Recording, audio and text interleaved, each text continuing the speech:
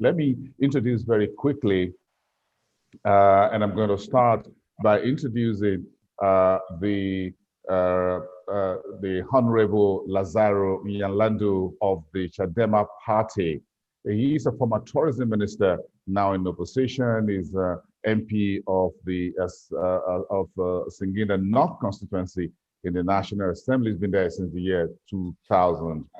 Thank you so much, Honorable Lazaro Nyalandu. Thank you for coming on the program this morning.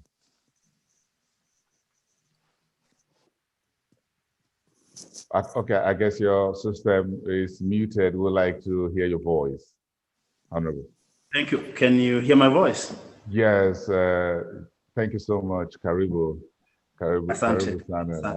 Thank you. Thank you. We appreciate that. Let me also quickly introduce a senior analyst at a Signal Risk, Menzies Global. Global is a senior analyst, and he's with special focuses on political development in the East and Southern African regions. He will be giving us some political perspective. Menzies, it's good to have you on the program. No, it's good to be here, Boyson. It's good to be here. Thank you very much. We appreciate that. Let me also introduce the man I call the rich man of Nairobi, Ali Kansachu, the CEO and founder of Rich Frontiers Management. Thank you, Boyson. It's a pleasure to be with you as always. His firm is an investment advisory, and he's been an active investor in Nairobi Securities Exchange, and arrived in Nairobi in August 2026 or 2006 from the city of London, and he hasn't left Nairobi since. He's in love with East Africa. Thank you so much, boss. Good to have you. Nick is also on board, and let me also introduce Joseph Odieno, who is a former columnist with New Africa magazine. He's done a whole lot of media work with some of the bigger names within the global space, Al Jazeera, CNN, the BBC, and others. Thank you so much for coming through, Joseph Odieno. Thanks very much for having me. Tanzania is home, East Africa is home, and Tanzania hosted my founding parents, and I'm delighted to be part of this program. I'm delighted to be on the program as well. I passed through Tanzania during the going for the Dangote Cement a program, and I spent a few times. I couldn't make it to that very big, beautiful place across the. But we just flew across the Indian Ocean. Very beautiful country, Tanzania. Thank you so much. I'll be back there after the whole pandemic. Let's get started, and let me ask Honorable Lazaro Nyalandu to raise the curtain of this conference for us to talk about your focus. You were in government since 2000. That's roughly 20,000 as a minister of tourism. You were passionate about tourism. You were a party member. What does Chadema offer Tanzanians that's different from the CCM party where you were initially? You have the floor, please. Yeah, thank you. And first and foremost, I am very excited to join all of you distinguished panelists. We are going through these very interesting elections. Before being in Chadema party, as you may know, I was the member of the National Executive Committee of ruling party CCM. Also, I served as a deputy minister, cabinet minister, as well as 4-term member of parliament. So I have been there, done it. I was one of them. And so how things have changed. And one of the reasons I resigned in 2017 was the almost demise of democratic space. It was not only declining, but it was shrinking so badly that it was no longer relevant to be a politician or conscious in Tanzania. And that was one of the reasons I decided to quit my position as a member of parliament and all other positions within the ruling CCM, and joined opposition, and decided that I would grow within the opposition and have a say in a free manner that everyone aspires. So today, as we enter into this rather interesting year, I think this is the defining moment for Tanzania. One, it is the first election that we've seen temperatures rising from the opposition camp and also from the ruling party. The ruling party is on the verge of total collapse. The morale within members is absolutely terrible, and the participation in the electoral process for the people in the ruling party is at all-time low, so to speak. So we are seeing for the first time the possibility of the opposition to actually take the leadership, and this has never happened before. I am running for parliament here in Singida North, and we are seeing the kind of audience that we are getting, the conversation that we have with our people, the idea that Tanzania can be more democratic. And I think people are looking for a couple of things. One, people are desiring for freedoms. People are desiring for participatory and participation in the economic progress. And the biggest thing that a singular Tanzania would want is just justice, peace, and the rule of law that we all look forward. So I will end up my remark here by saying this is going to be the most important discussion. It's the most important election, and we are looking forward to have this back and forth conversation. And I'll bring you up and in front of whatever that is happening from here on the ground as I run for parliament myself. Thank you so much, Honorable Nyalandu. The next question I would want to ask you is what will be the centerpiece, the nucleus of the Chadema party? You spoke about the current CCM party in disarray and what have you. Folks, you're saying they're not interested in the ruling party, but what about Chadema party? What would make this what would be the blueprint that you're presenting to the people of Tanzania? I think people of Tanzania understand, as most do, Chadema has, one of the best candidates we've ever had, Mr. Lissu, very charismatic, very engaging.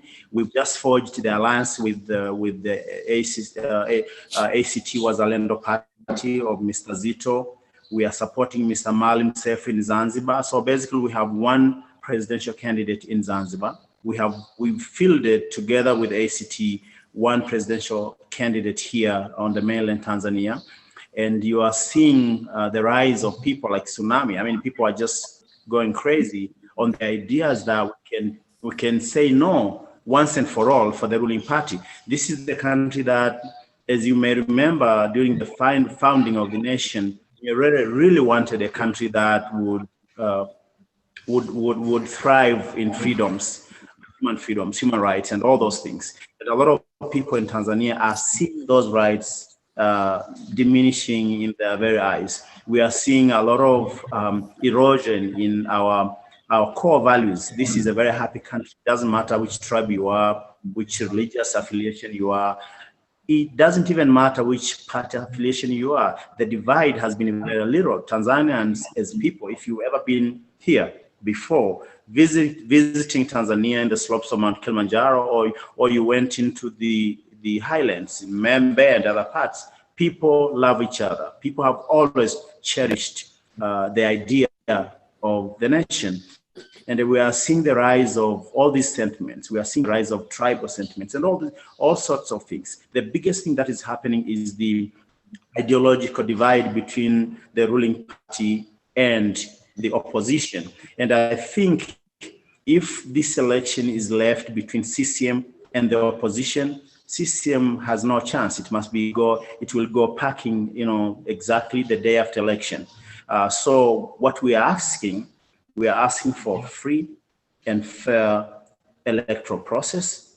We are asking for the police force and everybody in the defense to really stay neutral, take care of the country, and let the politicians and the people decide the right course in which the population desires. And I think the other thing is Chadema as a party, we did what we called the grassroots mobilization. We called it in Swahili, Chadema ni Msingi. We went and mobilized in every village, in every sub-village.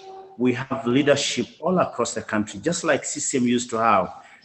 So our infrastructure in terms of preparedness, the ground,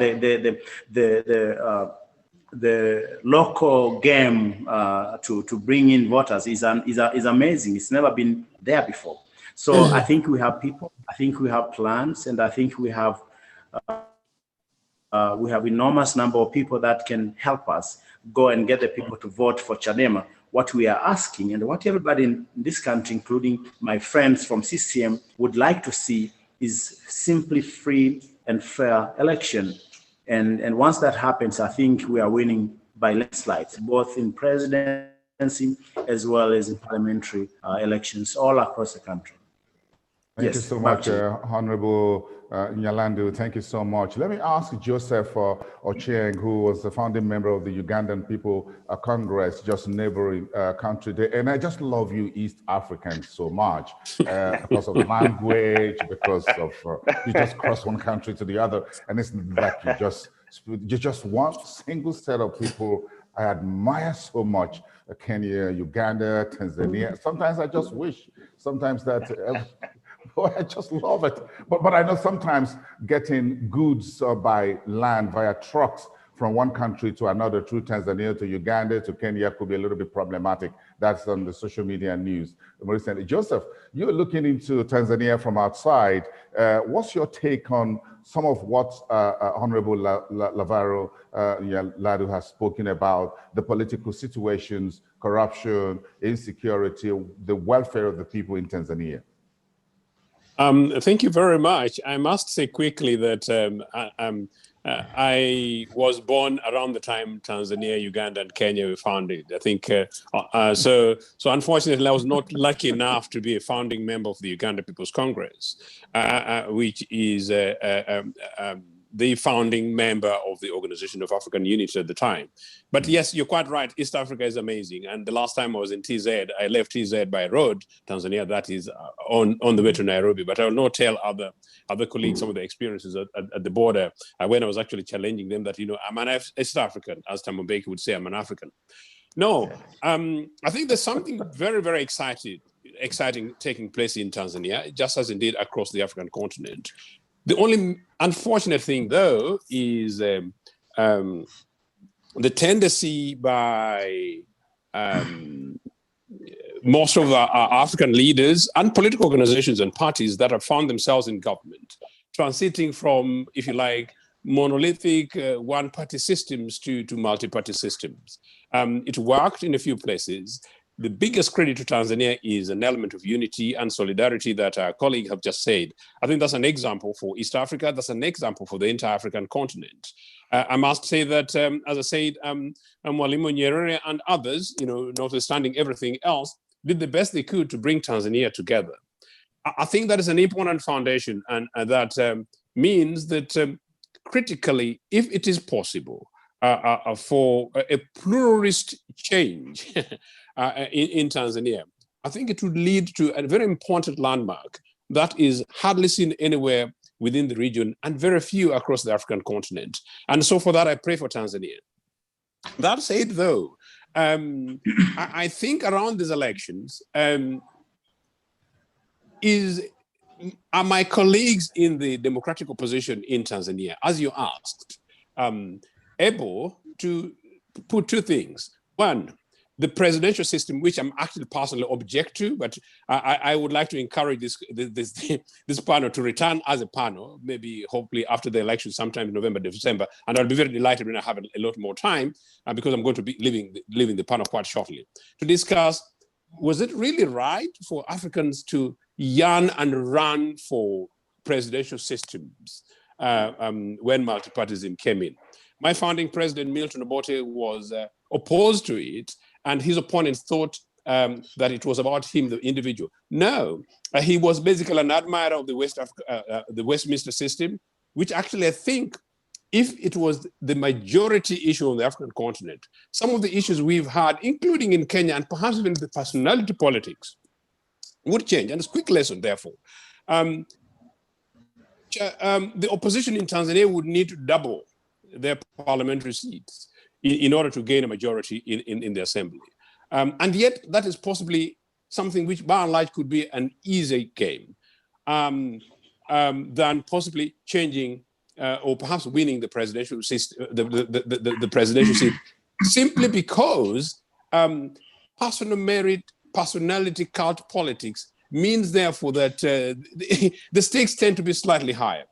But I think CCM being, I hope they're still mainstream center-left political party, based on their history, based on the program with the massive economic changes, meaning infrastructure, evidence that most Tanzanians would see, and ordinary people will be chimed to see a big road that they can't even ride a bicycle on, but call it development, versus our colleagues in Chadema. It will be very interesting to hear what they say, being the center-right political party. What would our colleagues in Chadema be saying to Tanzanians? That we are going to reduce your taxes, that we are going to object to some of the infrastructure investments because they're either too expensive or too cheap, or perhaps that we're going to bring our investors from Kenya, like our other panelists, to try and make sure that, well, they take over the operations of the big government as presented by the current leadership. Is it going to be different? Policy-related issues, ideological-related issues. Is it possible for such a debate to take place in Tanzania minus the personalities? And would it be successful? Obviously, 2 weeks to the elections, that is neither here nor there. I think in a way that is what possibly Tanzania would need. And if they're able to reach that stage, whatever transition, whatever change that actually takes place in Tanzania would be a very welcome one.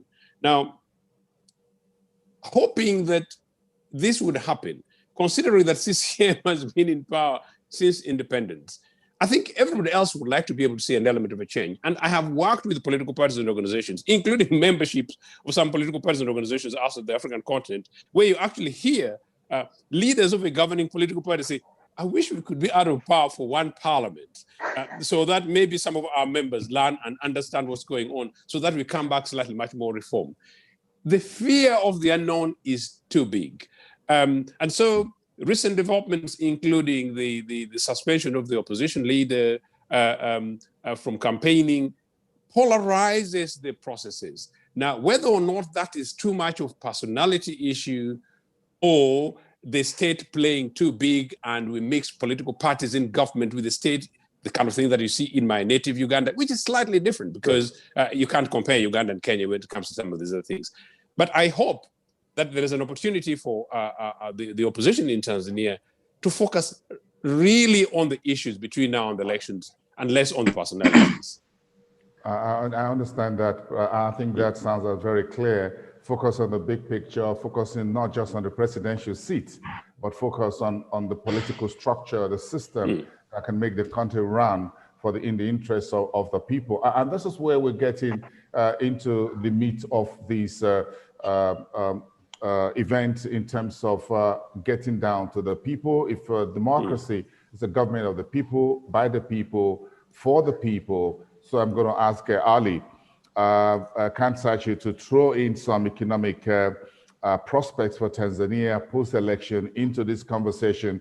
Then we'll get a bit more of what risks are there and all of that and political prospects. But I need to talk about the money and the welfare of the people. Let's talk about wealth creation for the Tanzanian people. And if this happens in Tanzania, I'm sure it will have a knock-on effect on Uganda, Kenya, Rwanda, and other countries. One good apple will make a whole lot better of the rest of the apples. I love that.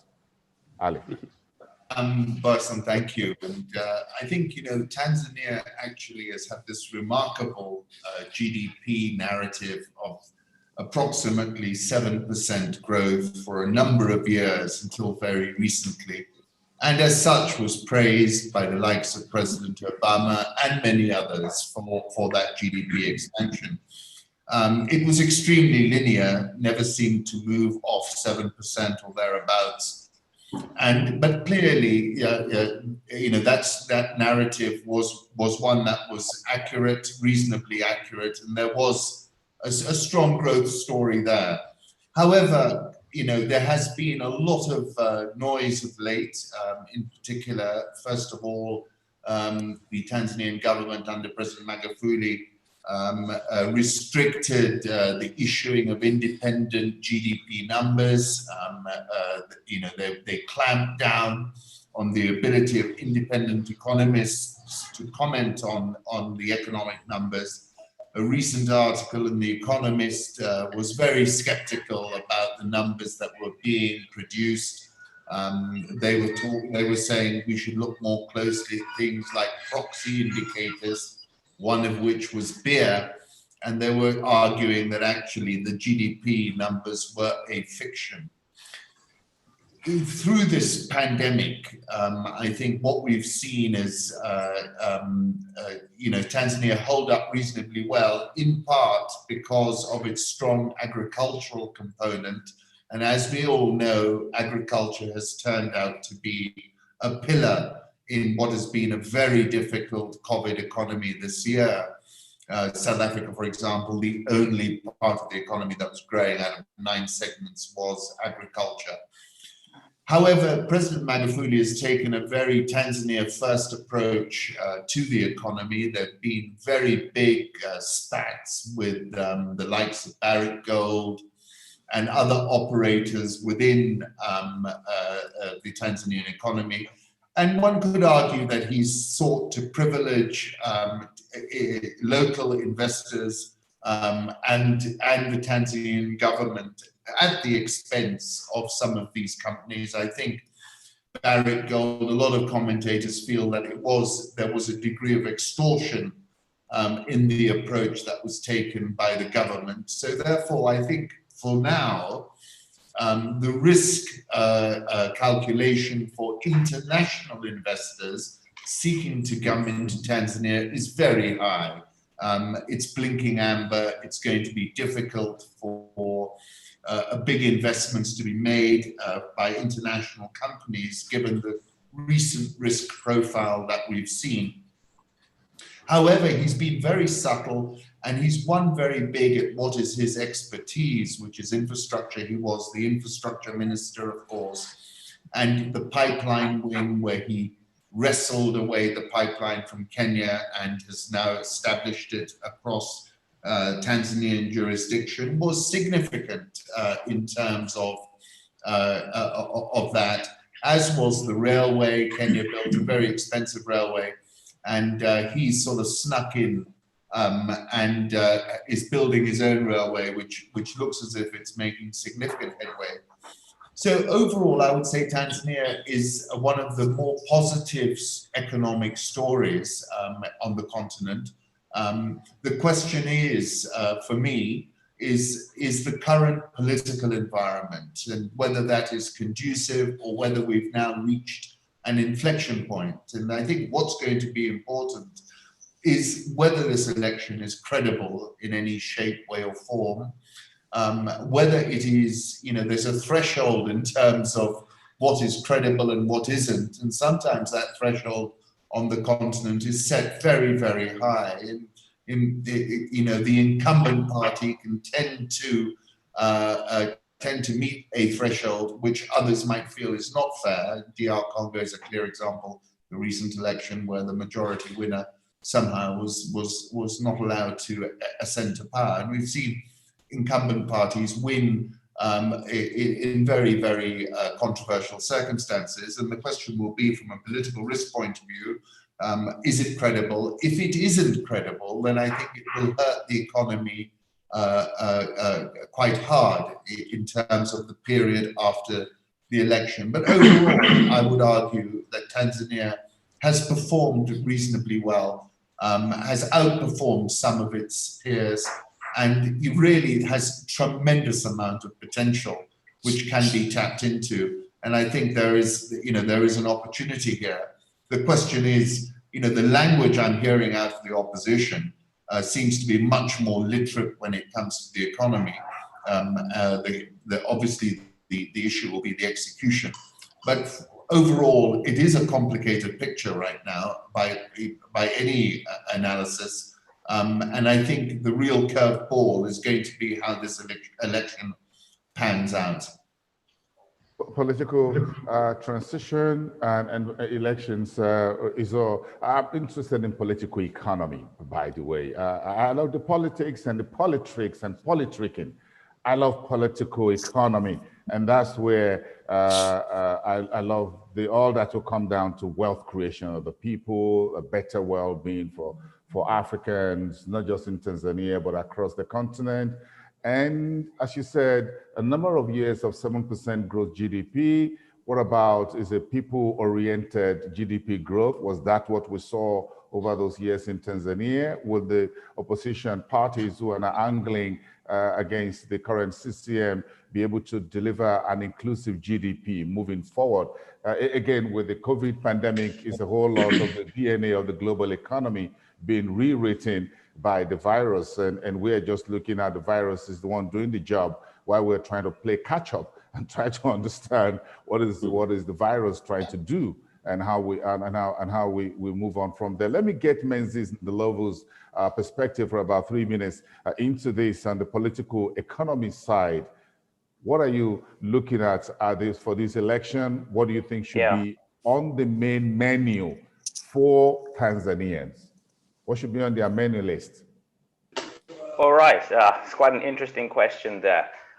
So in terms of what we are looking at, I think a number of the panelists touched on a number of factors that we are looking at. The first one, of course, is the lead up to the election itself and the environment. As the Honorable Nyalandu noted earlier on, this election has been preceded by a fairly precarious environment, and there really seems to be quite a lot of tension in Tanzania at the moment, which is relatively uncharacteristic. I think now more than before, we are seeing the most tense pre-electoral environment in Tanzania. And for us, that is quite a concern. What is also concerning, of course, is the conduct of, I guess you could say, the authorities and their propensity to allowing a free and fair electoral environment. Again, the signs leading up to the election at the moment are not promising on our side. We saw earlier with the ratification or the confirmation of candidates. There were a number of opposition candidates that were disqualified from participating in the election on what it seems fairly spurious grounds. And for many, this is somewhat of a portent for what shall I say, potentially, a potentially unfree and unfair election. So that's quite concerning. And of course, on a higher level, disruptions to opposition campaigning. Again, that's also caused quite a stir for us, and it remains quite a concern, and it raises questions as to whether or not the ruling party is willing to allow for a free and fair election. And of course, the outcome of the election. Will the ruling party be willing to accept a potential opposition win? As Ali Khan spoke to earlier on, there've been numerous instances where, the opposition party has come out or has seemingly come out on top. But I guess for various reasons, the outcome hasn't been accepted by the incumbent party, and that has led to a number of crises. So we're also looking out for that. On the opposition side, I think questions also remain as to its propensity, I guess, and its capacity to outperform the ruling party, irrespective of potential disruptions. What we were looking for, I guess, was the consolidation of the opposition into a single entity, uniting, I guess, Chadema, uniting ACT Wazalendo, and a few other parties under one umbrella, which we assessed to be, I guess, it would increase the likelihood, or rather the propensity, or the potential for an opposition upset. As Mr. Nyalandu spoke to earlier on, seems that such processes are ongoing. And I guess from an opposition perspective and an outsider's perspective, it raises the possibility of a potential opposition upset. But again, the question is the ruling party willing to accept, or would it be willing to accept an outcome that doesn't confirm its incumbency? So those are some of the flags that we are looking out for. Yes, I get it, Menzi, but I haven't checked in the news, but I'm sure I haven't heard the incumbent saying he's not going to leave office if he's defeated. He hasn't spoken about sticking around and what have you. So it looks it's pretty clear right now that is an election they're going for. Let the free will of the people of Tanzania prevail. And I'm not sure that there's so much news about ballot rigging or fraud or whatever, election fraud. So I'm not sure it's as volatile or as tough as some other elections coming up next month. It's looking like. By the way, Tanzania's election is before the November 3rd elections elsewhere. So I'm sure we'll have a very good one in Tanzania. We all hope for that. But looking at the entire Tanzania Decides 2020 from outside, let me ask Dr. Westcott. Nick, are you there?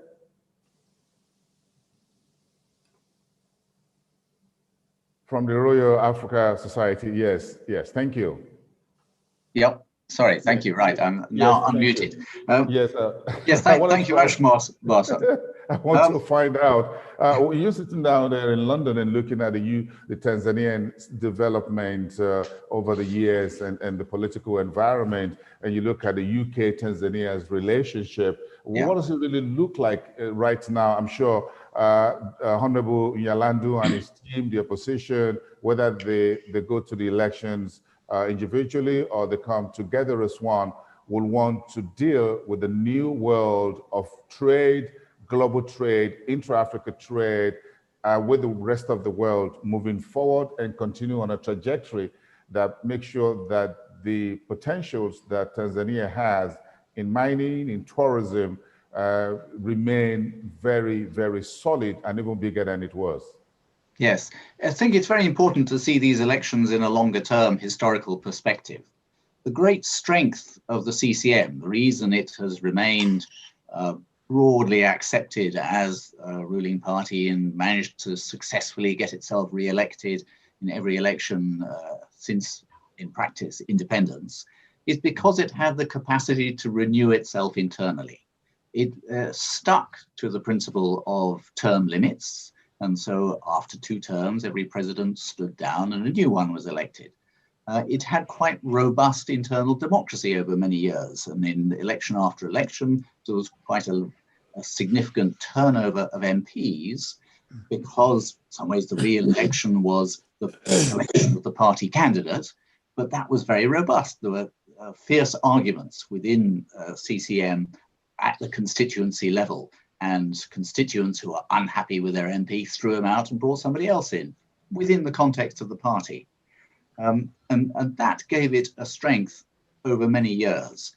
And what has happened under Magufuli, and it had begun a bit before he came to power, and his selection as the presidential candidate was part of that robust internal process, because the party decided to reject some candidates who were politically popular, but reputedly corrupt. And they thought Magufuli would have more appeal to Tanzanian citizens because he had a reputation for being uncorrupt. But he has adopted part of the historic legacy of Julius Nyerere, but only part of it, not the integral openness to that internal party debate. The risk is that it is now a more absolutist control within the party that has weakened the internal democracy, and that weakens CCM in the country, meaning, as Nyalandu has said, that many people no longer feel the CCM really represents them. And that is why we are now getting close to a situation where the CCM could conceivably lose, because they have lost a lot of support in the country. The trouble is, within the CCM, they cannot conceive of being out of power.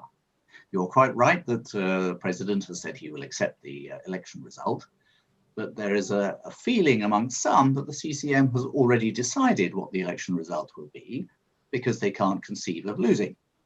And that is a risk, in that if the public say, actually, you know, we want to change, we can't get a change within CCM, and CCM says, well, sorry, we're staying, then, you know, there is a risk that people, if they feel that the election has been stolen from them, will protest vigorously, and we will see a more active democratic movement on the streets after the election.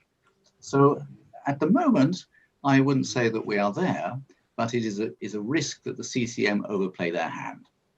And there is a feeling that their faith in, the people's faith in CCM has diminished over time. Thank you, Dr. Westcott. That's a very brilliant summation of some of the thoughts that's been expressed, and bringing some other thoughts we're harvesting from you. Thank you so much for that insight. I forgot to mention that we have a polling. We have the number one that's already in the poll. You can see that it's been launched as we speak. So the question is, do you think this election will have the desired outcome for Tanzania? We want our panelists and participants who are watching these and being part of it to poll. I can see, okay, here we go. Yes and no. The outcome will be announced a bit later, but it's out there, election outcome in progress. Do you think this election will have the desired outcome for Tanzania? Let me allow Honorable Lazaro Nyalandu to respond to some of these points that's been raised about, look at the ranking by the World Bank. Tanzania, ease of doing business, 140 out of 100, and 90 globally. Investors' confidence are a little bit soft as we speak. So what is the Chadema party going to do about this? Okay, first and foremost, this country is on crossroads. Truly, the moment of truth has come. The people are engaged as ever before. I've never seen engagement by people, whether they are pro-CCM or opposition, wanting to take place in this election. The electoral process itself has been pretty much rigged. When you have the electoral commission that is not independent, the likes of the one in Tanzania, they can dismiss candidates and then later on bring them back. I mean, it's just chaos. So what we are saying is like Manchester United is playing Barcelona, and then you want all the Barcelona guys feet cut. Honorable Yolanda, you're going into sports. You're going to cause a whole lot of upset here. It's Ali. Exactly Nick, the same. This, Agnes. We're not going to finish this conference today. It's like, yes. So it's like, yeah, guys, I have this great sporting event in Tanzania, and you have, you know, whatever the team from Uganda and Kenya, what you want, a referee want the other guy to kind of win without playing. That's the story. And this really has brought CCM down. I have been a member of CCM. I have seen, you know, I grew up, my dad was a village chairman. So I grew up in the process. I mean, as a young guy, I was involved in Umoja wa Vijana wa CCM. I saw a party that was pretty much pro-people. I mean, it was like my gentleman friend said, you could lose an election within CCM. The internal democratic processes were robust. You can actually get defeated like mad within CCM. And then we would always go and fight and face the opposition as united as ever. And I think CCM had this ability, as somebody had said, of being a party that that would really look at the issues that matter most to the people, whether it's individual or community or community economic progress of the people. There was something about it. CCM could not lose an election. What has happened ever since, I think the new CCM lost a lot of people, including myself. I liked CCM very much, minus socialism and minus being too much on the left of the equation if you draw the map of the political dispensation. So now back to this issue. This year, in the next 2 weeks, our elections are due in the next exactly 14 days, if not 13. Tanzania has come to a defining moment as a country. And the story of Tanzania as it was back in 1961 could either surprise everybody in the world as a country that can rejuvenate, can come out of this chaos, and hopefully we have a fair election. It is already not free. Hopefully those that can win, whether presidency or those that win parliamentary seats, can actually get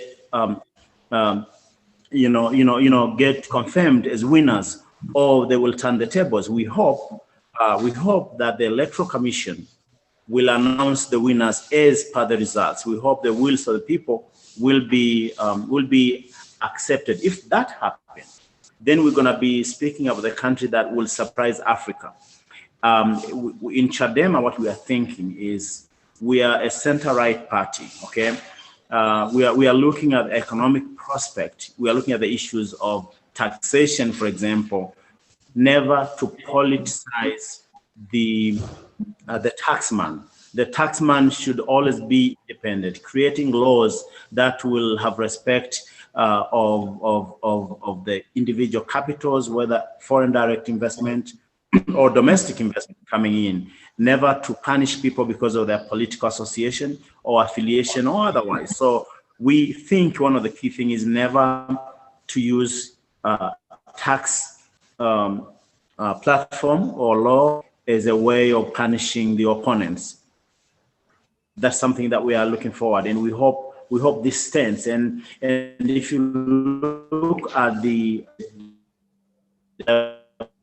levels of FDIs, direct investment has shrinked terribly. I'm not sure how much we are getting. I mean, we appreciate the new deal between Uganda and Tanzania. I think Total of France is involved, $3.5 billion. Those are one of the few projects that we all need.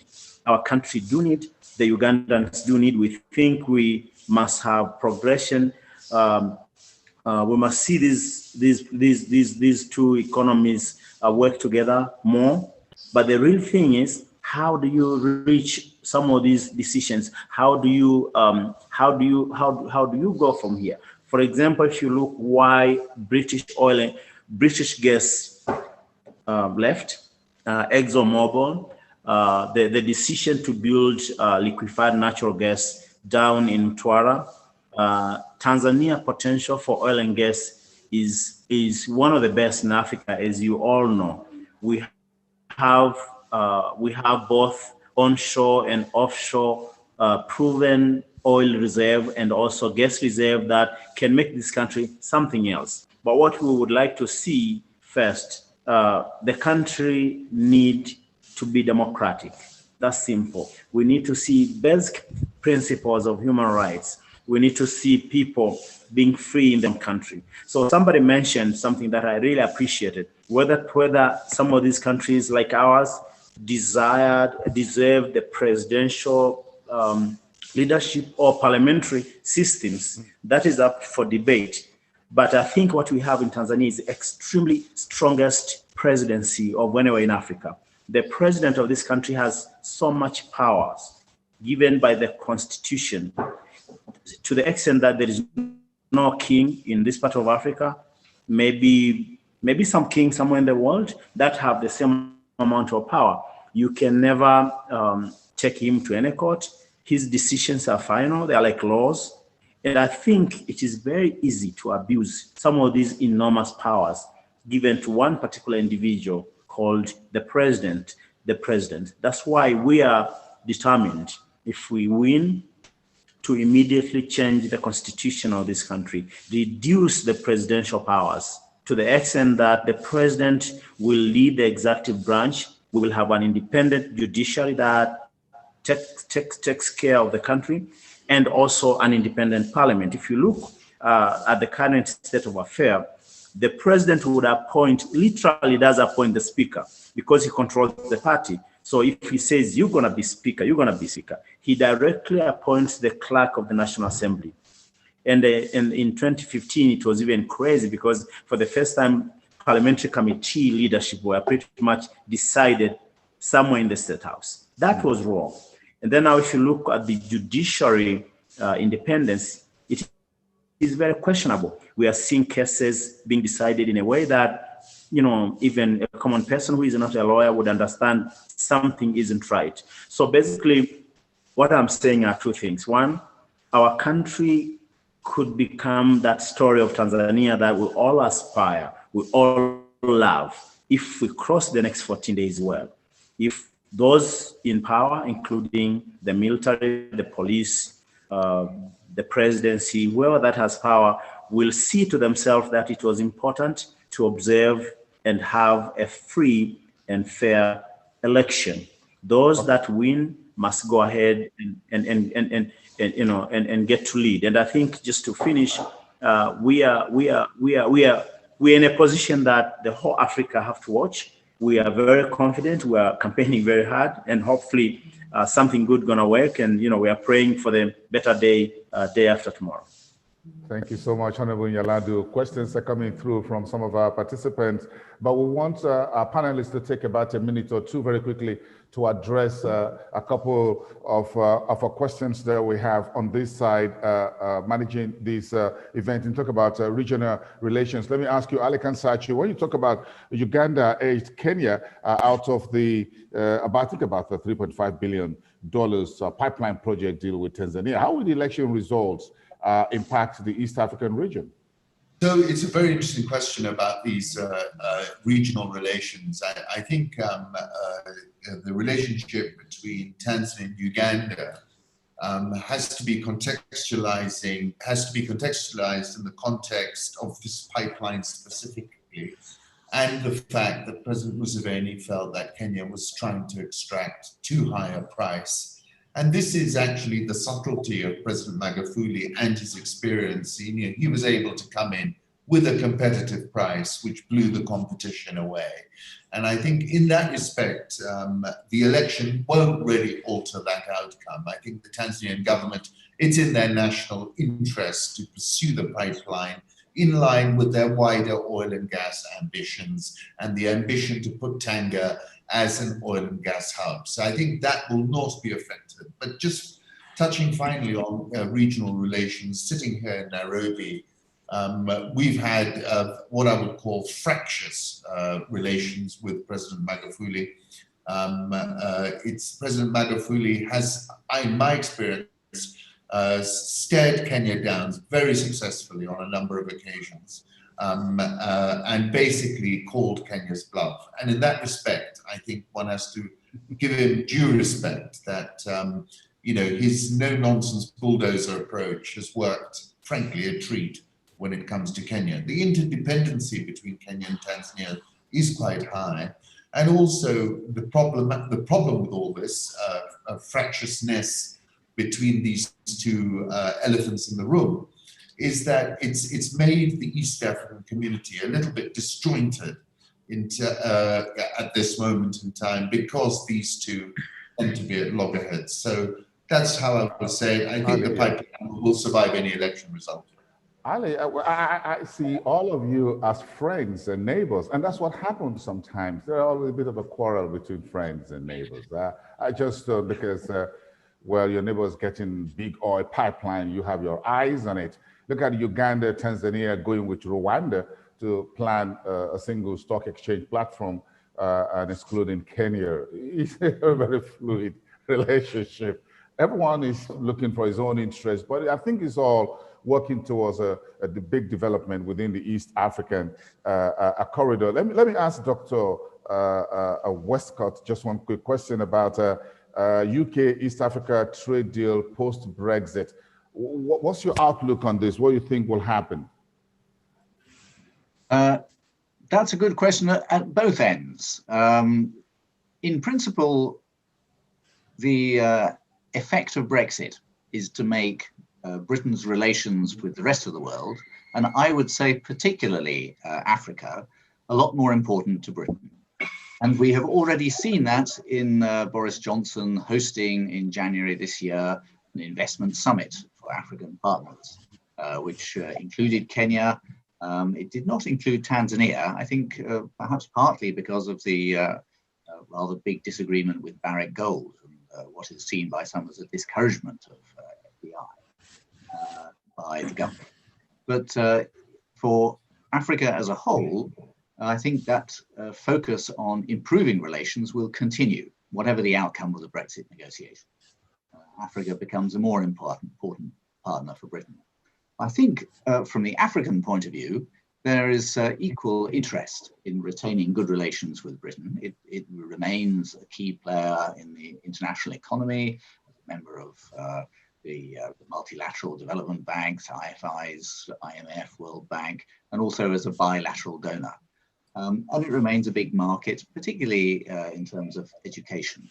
So I imagine I see it remaining quite an attractive partner for Africans, particularly if it makes itself more attractive. The biggest single bugbear, which I'm sure many of you have experienced, is the difficulty of getting visas to go to the UK. And that has been a serious disincentive for expanding partnership with many African countries. And we wait to see whether the government will adjust its policy on visas to make it more attractive to the rest of the world, or whether it will maintain a very strict policy on visas that means it continues to be a disincentive. So on those, but British companies will be looking to invest outside of Europe, and Africa is a significant and still growing market.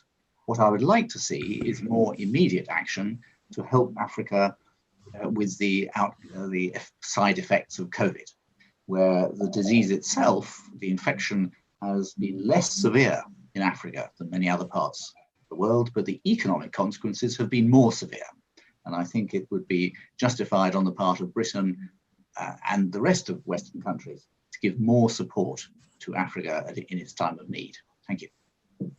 Interesting perspective. Thank you so much bringing that up. But let me just give 1 minute. We want to open the floor to questions from our participants. But let me just ask Amenzi Ndlovu, what his thoughts are around what about the political prospects that businesses should look out for post-election in Tanzania? Menzi? Yeah, so the political prospects. Well, I think the first thing is the outcome.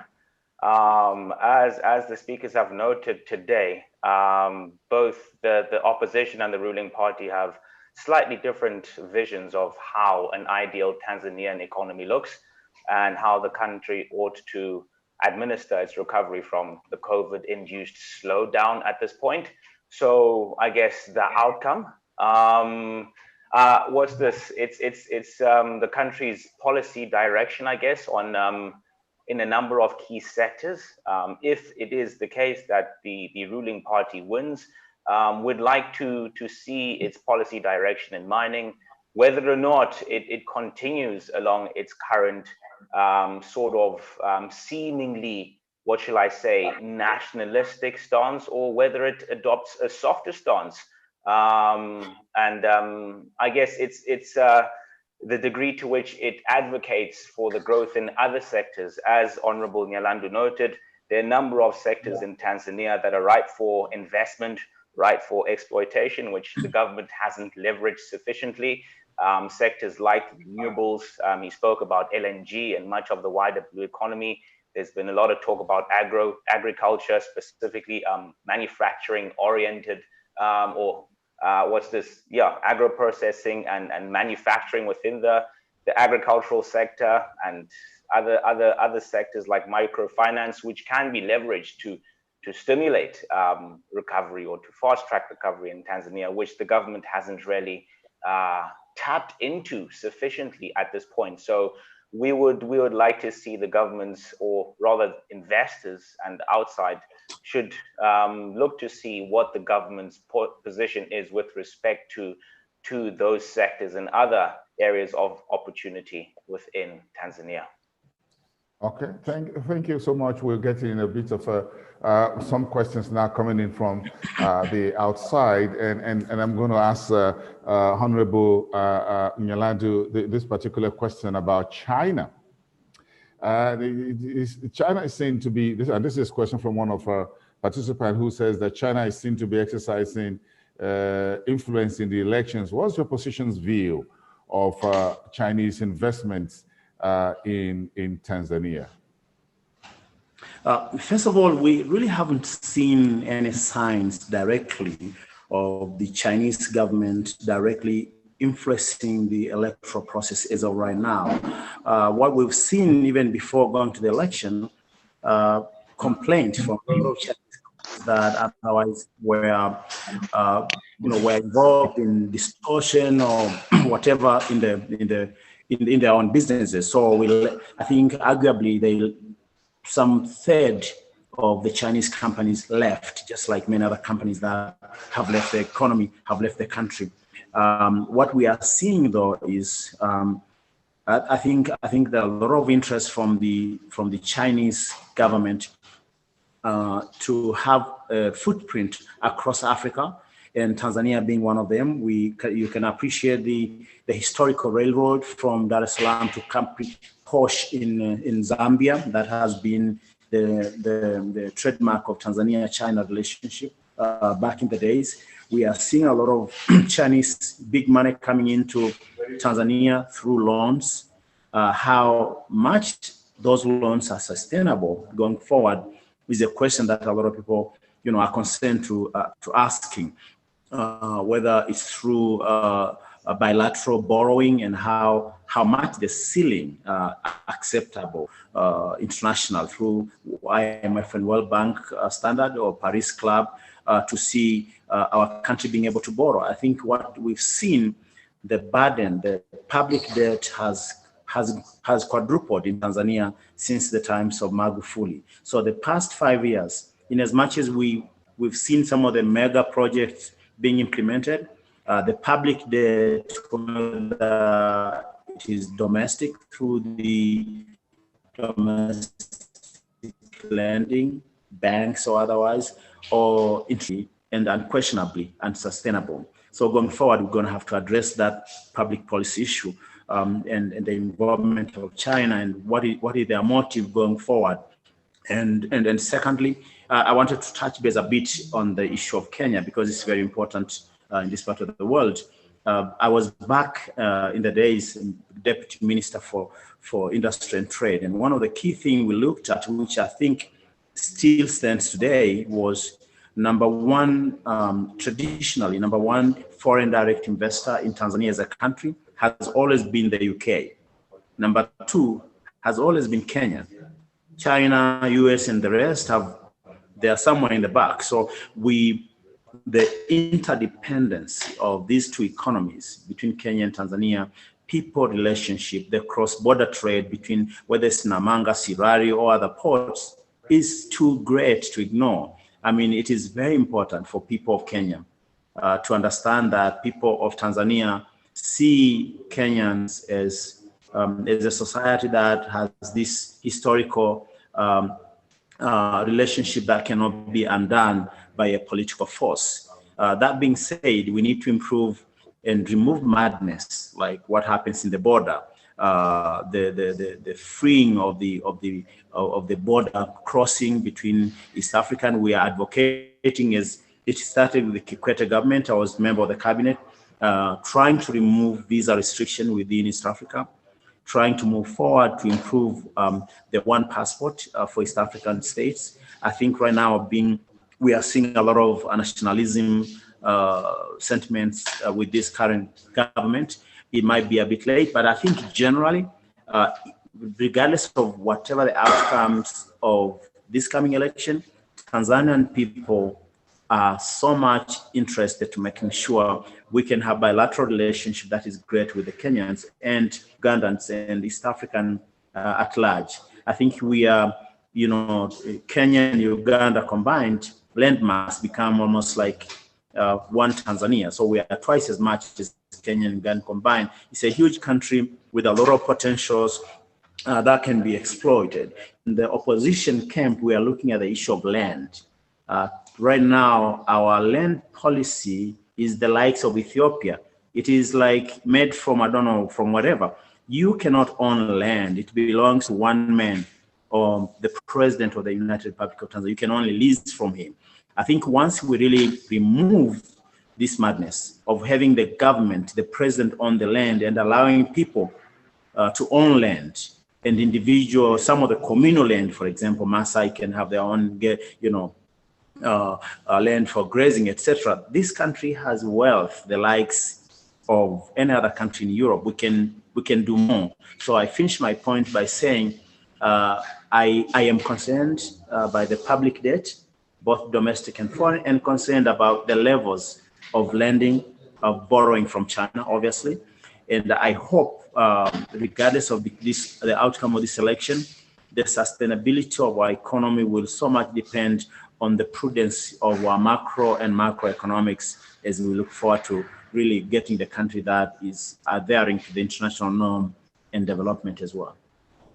Thank you so much, Honorable Yaladu. Let me tap on Razia Khan for a question. She's one of our participants. She's joined us right from the beginning of this discussion. Razia?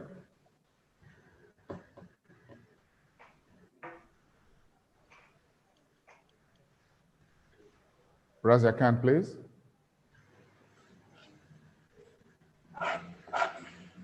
Okay, I guess perhaps she's just took a very quick leave of the event.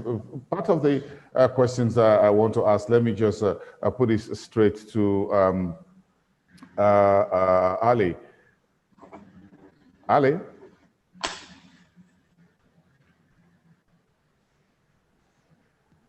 Ali, thank you so much. When you talk about investment in Tanzania and some of the policies that we've seen by His Excellency President Magufuli in terms of foreign investors' perception of Tanzania, what would you like to see change? What would you like to see the opposition bring on board if they're able to get the political vote at this election?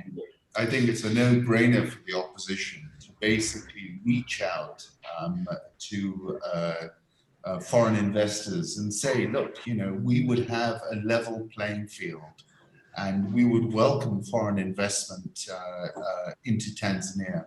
I think you've seen a sharp slide in FDI, and that's because of the consequences of, for example, the acacia mining, Barrick Gold situation, where basically contractual law was made subservient to the fact that the state had so much power over a business which was already entrenched in country.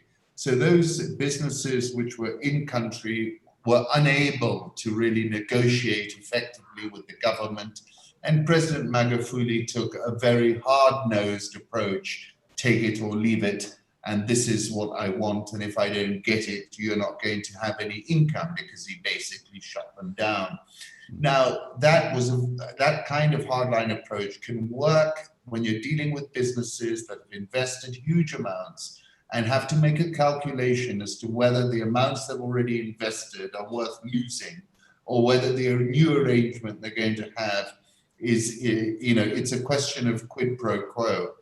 But for investors who are looking at Tanzania, when you see such a scenario unfold, you are not going to invest in that country. And I can guarantee you that if you're taking a proposal right now to a board anywhere, which is remotely independent, it's going to get kicked into touch. So what President Magufuli has achieved, and I saw he got a $40 million check a couple of days back from Barrick Gold, is at the cost of which was quite interesting for its timing, is interesting. What you've achieved on that score has been at a tremendous price, because it's effectively made you to some degree uninvestable for international investors. And if I were the opposition, I would be talking to a whole bunch of people. There are enormous opportunities in Tanzania, and a little bit of joined up thinking is going to accelerate growth, is going to create opportunities for your people and opportunities for the country as well. Ali, I can assure you that whether the ruling party or opposition will reject $40 million check on the eve or few days to elections. I'm not too sure, but I'm just going to allow Honorable Yaladu to respond. Tanzania is said to be COVID-19 free. Do you think COVID-19 or the virus will have impact on the elections in any way? I think two things, two sides of the coin. So we were a very exceptional country on how the government responded to the pandemic. I was on the opposing side, wearing mask every day, fearful about the safety of my children and my wife, being seclusive someplace. And the president said, no, first of all, denial, there's no COVID. And secondly, nobody should wear a mask. Don't even import mask. Continue the life as usual. So we really don't know what has happened with this COVID. It will be one of the greatest stories to kind of learn how Tanzania went through the COVID pandemic. Did people die? Of course. How many, we don't know, because some of those information by the statistic law in Tanzania are privy of the government. You cannot issue statistics unless you are told by the government that this is the statistic. You have to say it. So we know things happened. We know people lost life. But what I can tell now from the economic side, this is what is known. The tourism sector is dead, underwater, completely.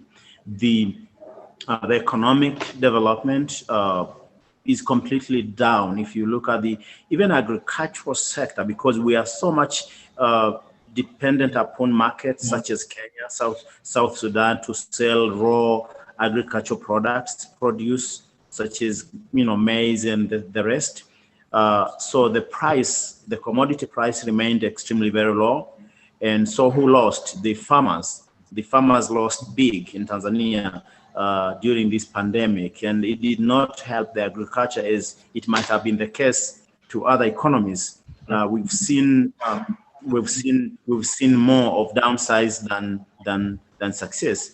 But if you go to all the interdependence of the tourism sector, which is, I was once the Minister for Tourism, I know exactly how many people. After agriculture, number 2 employer in Tanzania is tourism. And with all the hotels, with everybody not coming up, Tanzania has really been on the losing end of the equation. So I would sum up by saying the pandemic has brought enormous loss. We don't know in terms of dollar amount, but everybody is looking forward for the recovery. In as much as we've taken different paths on addressing the pandemic, literally in Tanzania, COVID almost like it didn't happen, because even now we are doing a lot of big rallies, so we are fine. And hopefully, we are taking some necessary precautions, but you can do so much as an individual if the rest of the people don't do nothing. Okay, so what I wanted to say is we are seeing this. However, my look at the whole thing is, as the opposition, as one of the leaders of opposition, one of the members of Central Committee of Chadema, we see the potential of a new day in Tanzania.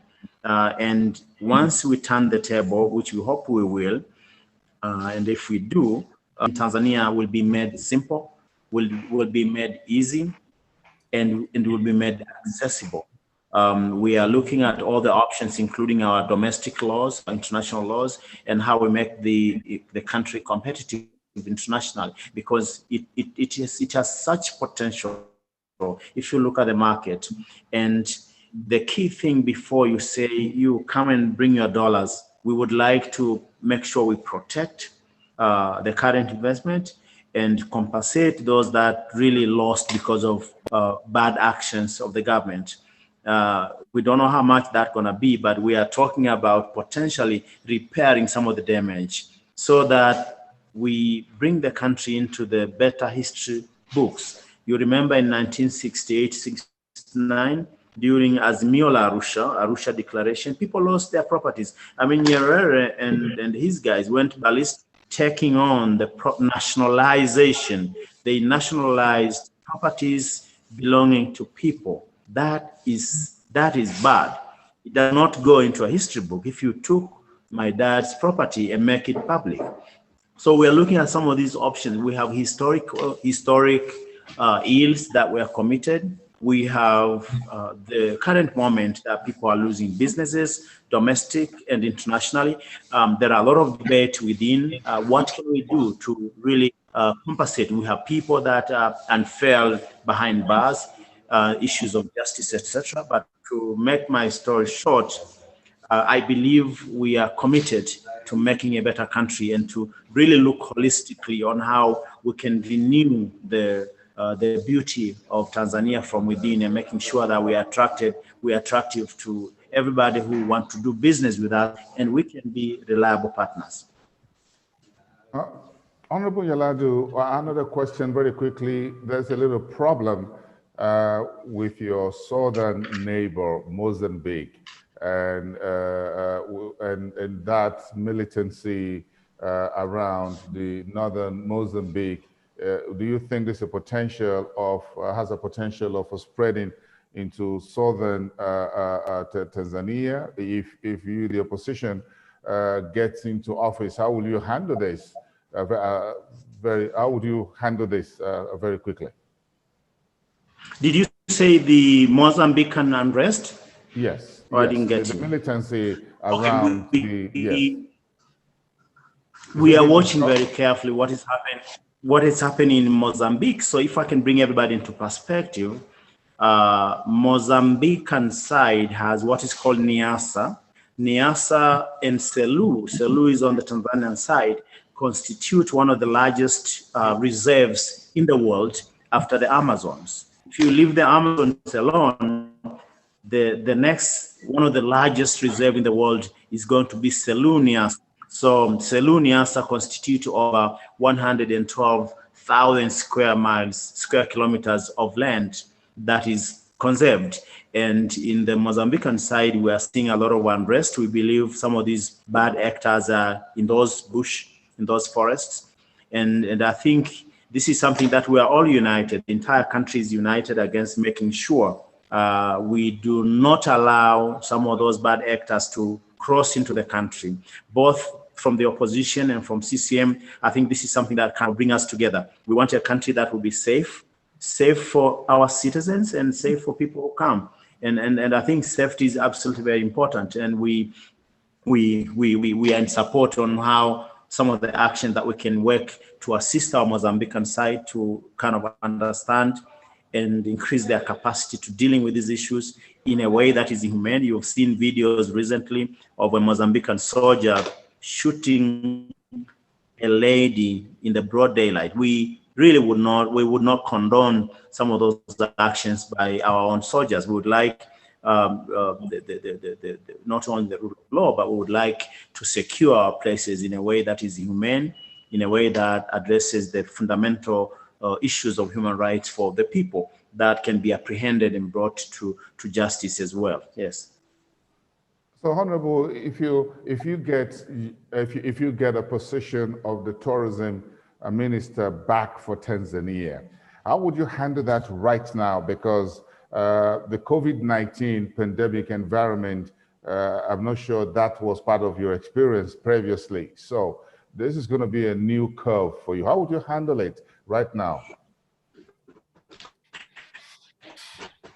Number one thing, I really believe it has to be transparency is key to international security, including diseases and health-related issues.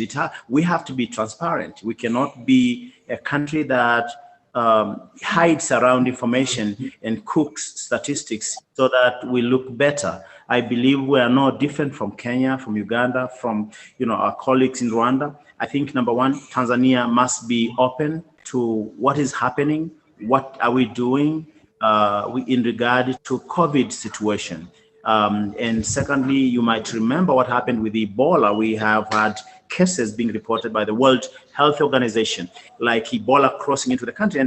And you know what? It was muted. And one of the results was United States striking visa rights to majority of people from Tanzania. And I think transparency to me would be a key thing, and we would open up borders in terms of allowing the broader East African tourism market to kind of be shared, because we have chunk of the land. You know, Tanzania, if you look at the Serengetis and Ngorongoro and that equilibrium, but if we allowed a shared ecosystem between the Serengetis and Mara, and the broader part of the beaches that we share from Tanga to Mombasa to Lamu, Kenya and Tanzania, for example, can have an enormous opportunity if we allow this shared tourism market to be one. So if you have a visa to enter Kenya, you are welcome to come to Tanzania. So visa restriction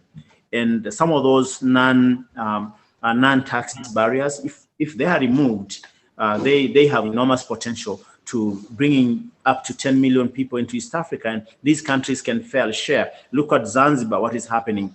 And if you look at our potential for Zanzibar and some of those parts of Lamu, wherever, we can have a market that is quite independent and addressing the issues of transportation. For example, with Kenya Airways being the strongest airline in East Africa, hopefully working with Air Tanzania, that is coming up thanks to Magufuli.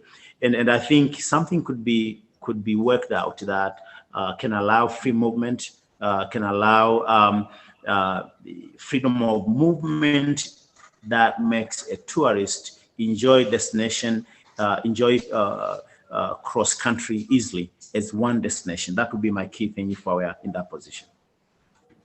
We appreciate that so much. Let me ask Dr. Westcott. I'm sure Nick would have loved to be in Tanzania for these elections as an observer. Unfortunately, you wouldn't be able to make it. I'm not too sure if you're planning to do so. So observers, foreign observers, and the press from the global media may not be able to make the elections coverage in Tanzania in a couple of days down the line. So what would you like to see that all parties in Tanzania ensure that the elections are free, fair, and represent the wishes of the Tanzanian people? Go ahead, please. I think there are two things. That firstly, are the people willing to take the risk of losing the party that has been a constant in their history? The second, is CCM willing to lose if the people do so decide? In some ways, a period in opposition would be the best thing that would happen for CCM. It would force them to reconnect with the people. And that is really the question Tanzanian people are asking themselves. Are they going to be free to choose? And will their view be respected?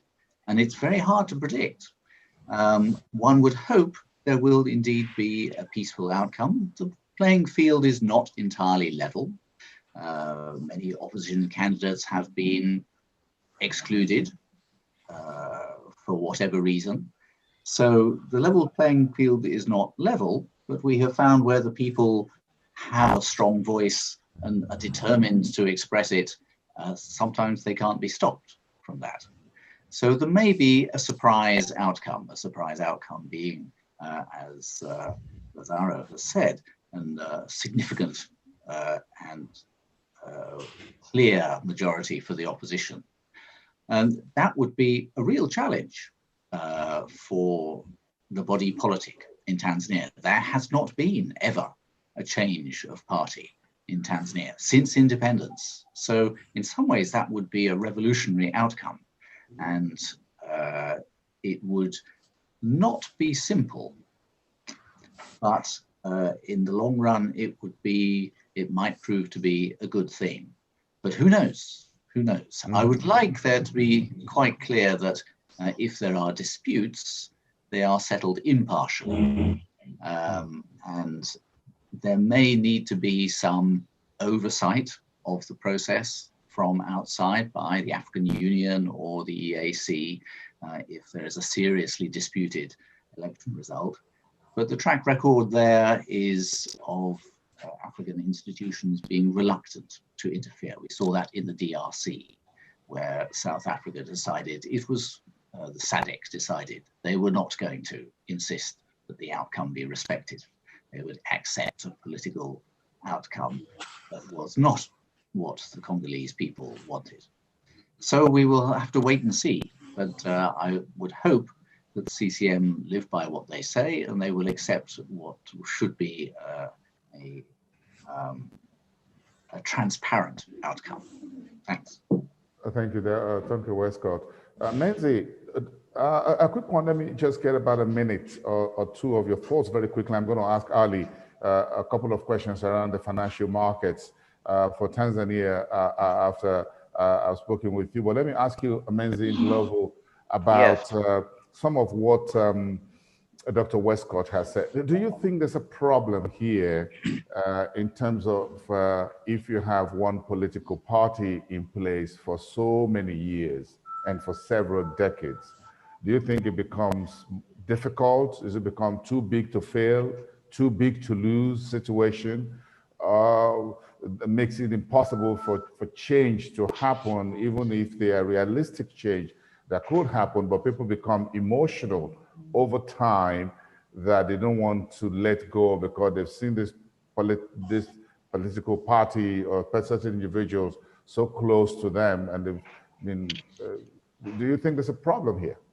No, I think you're touching on a very interesting philosophical question about African politics or politics in Africa at large, where we've seen these national liberation movements sort of kind of evolve from their original status as liberation movements to political parties and hold power for quite a protracted period. And in many instances, or at least earlier on, it was because of the will of the people. People genuinely wanted national liberation movements turned political parties to stay in power. But I think over time, there's been kind of a dual process. You still have people that harbor this nostalgia, especially the elderly population, that harbor this nostalgia of certain movements. And I guess they do want them to remain in power for certain reasons. But then I think at the same time, you do find some of these movements, potentially like the CCM, others point to others in Southern Africa, like ZANU-PF, and perhaps like the ANC in South Africa, where, they've become accustomed to being in power. And I think for them, the thought of coming, of ceding power rather, is unfathomable. And I guess they've also built certain networks amongst themselves and amongst other allied stakeholders that kind of require them to stay in power. And losing that power, I guess, would have broader repercussions within the movement itself and within the networks that they've built. So they become less inclined to ceding to democratic outcomes that don't favor their incumbency. And I think this might be a problem that we're seeing in Tanzania today. I think you can't just simply dismiss it as a matter of the CCM simply harboring such authoritarian tendencies. I think it's what shall I say, a twofold problem. So the CCM having these aspirations and this reluctance to cede power, but also I think they also tap to particular sentiments within at least the elderly and less educated population that harbors these nostalgic sentiments towards them. And I think it's incumbent on the opposition to present a proposition or a campaign that deals with both these concerns, that deals with both these, I guess you can call, advantages that the incumbent party harbors. And we wait and see whether or not the opposition can do that on the 28th of October. I appreciate that, explaining that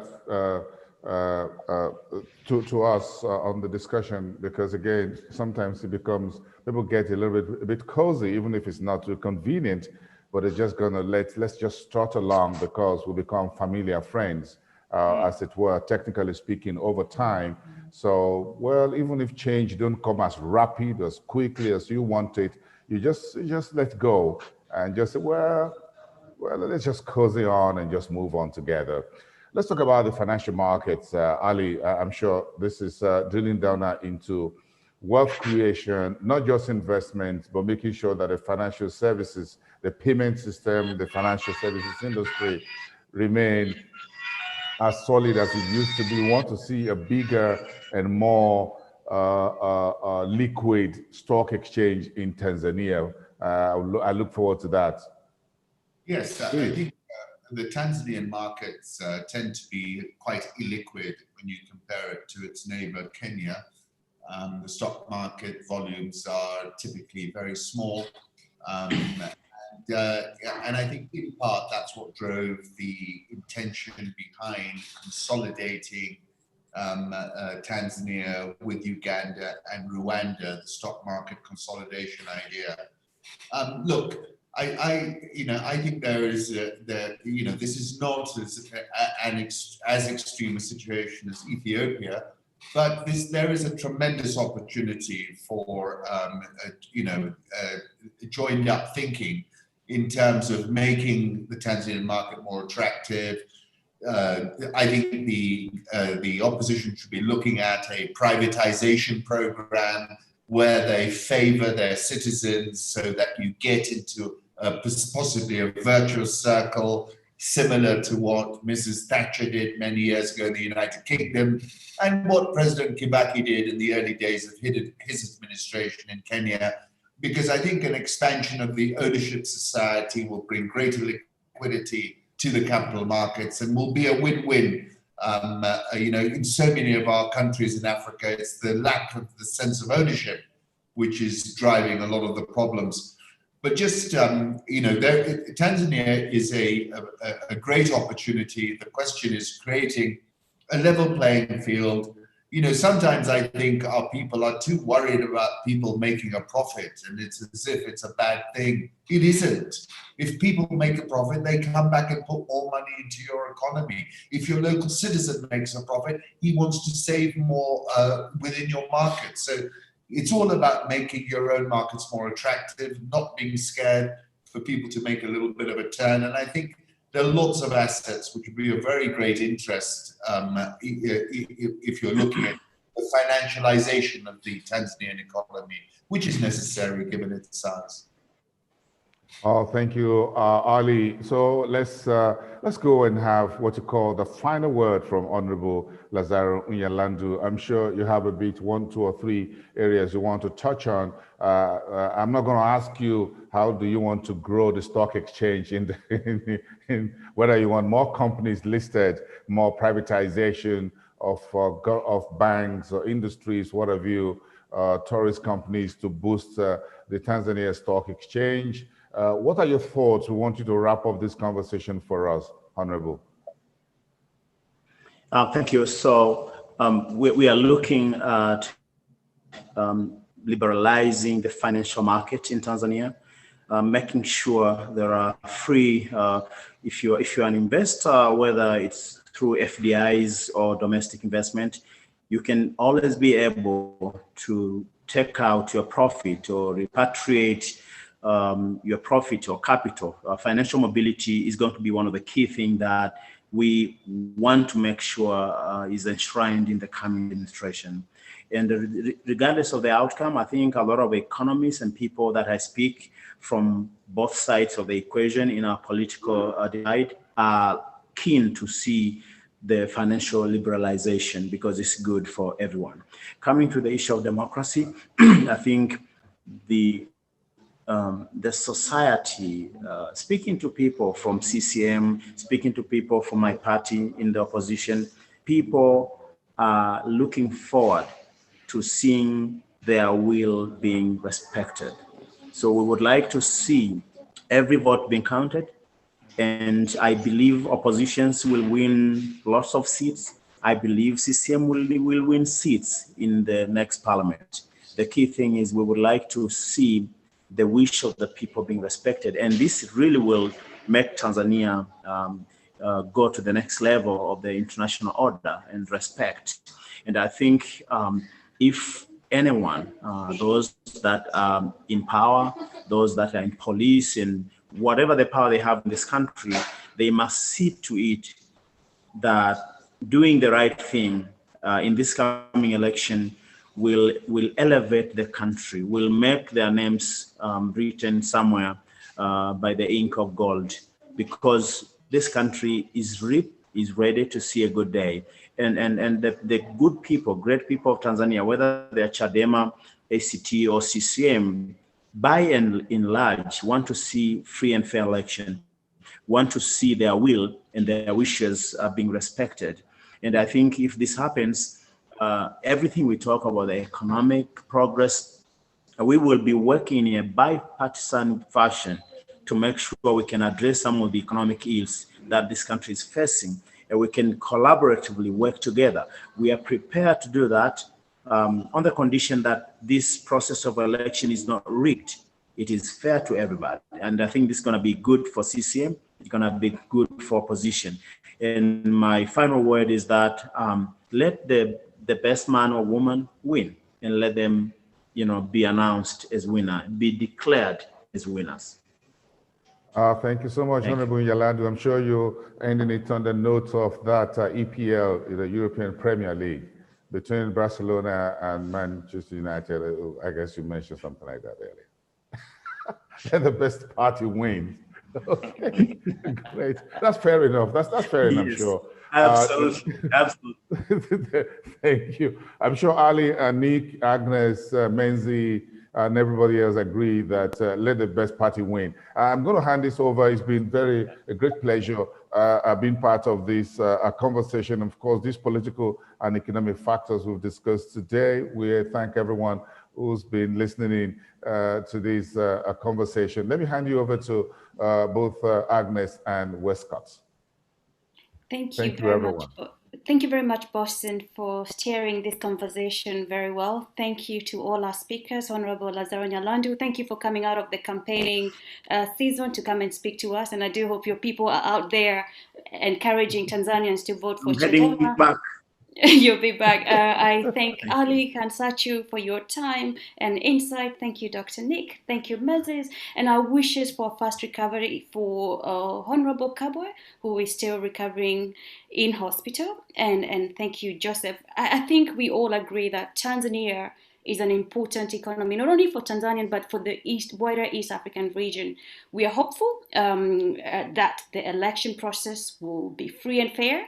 We are hopeful that whoever wins, and we know very much across Africa, it's always very difficult for an incumbent to lose an election. But we are hoping that Tanzania will vote for the right, as Honorable Nyalandu says, for the right and the best man or woman for this position. We're wishing you, Nyalandu, and the people of Tanzania all the very best. We'll be carrying on this conversation. I think from GBS Africa's perspective, it's important that we continually give credible information, because people are very lazy and they just read on Twitter or Facebook.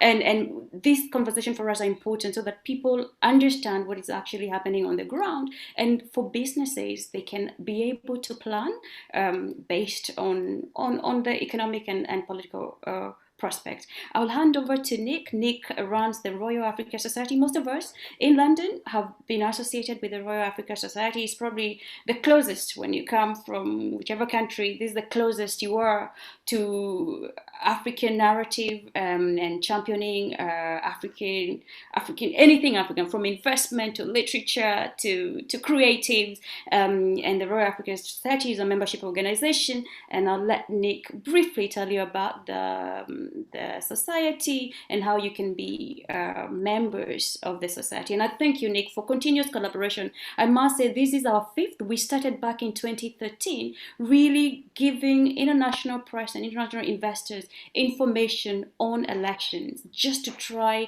and bring in some perspective on, or credible information on African elections. So Nick, thank you very much, and thank you very much, Boston. I couldn't end without thanking you. Thank you very much for taking the conversation forward for us. Thank you. Thank you very much, Agnes, and my warm thanks to all the panelists who participated today, and especially to Boston for conducting our discussion so effectively. Like Agnes, we wish to send our very best wishes to Zito Kabwe and to all the candidates in the coming election. And we hope it will be a peaceful, transparent and fair outcome. As Agnes says, our partnership here has been to try and bring the best available analysis and information to all our participants. Thank you for joining us in the course of today. We hope that has been helpful. The Tanzanian elections are one of the most exciting that we have taking place, and we hope it will set a good example for the election taking place the other side of the Atlantic on the 3rd of November. We will see what happens there too, but there are many other elections coming up in Africa. We will be having some discussions after the Tanzanian elections on the outcome, where the Royal African Society is partnering with Edinburgh University. There will be more details about that on our website in due course. And we hope to have an analysis also of the elections in Côte d'Ivoire that will be later in the year. So keep following this. I will put in one last good word for the Royal African Society Film Africa Festival, which is being launched on the 30th of October for a week, and will bring you the very best African films available in the UK and beyond, online, as well as for some physical showings. So again, all the details are on our website, and we will continue to uphold clear, impartial, informative analysis of what is going on in Africa. Thank you very much to everybody for participating, to Agnes for helping organize it, Warson, and all our panelists for their support today. Thank you all very much. Thank you very much, and goodbye to everyone. Have a great day. Let's keep safe with the COVID-19 pandemic, and everyone continue to observe all the necessary safety protocols. Thank you so much. Congratulations in Tanzania ahead of time, and thank you everyone. Have a great Thursday. Bye for now.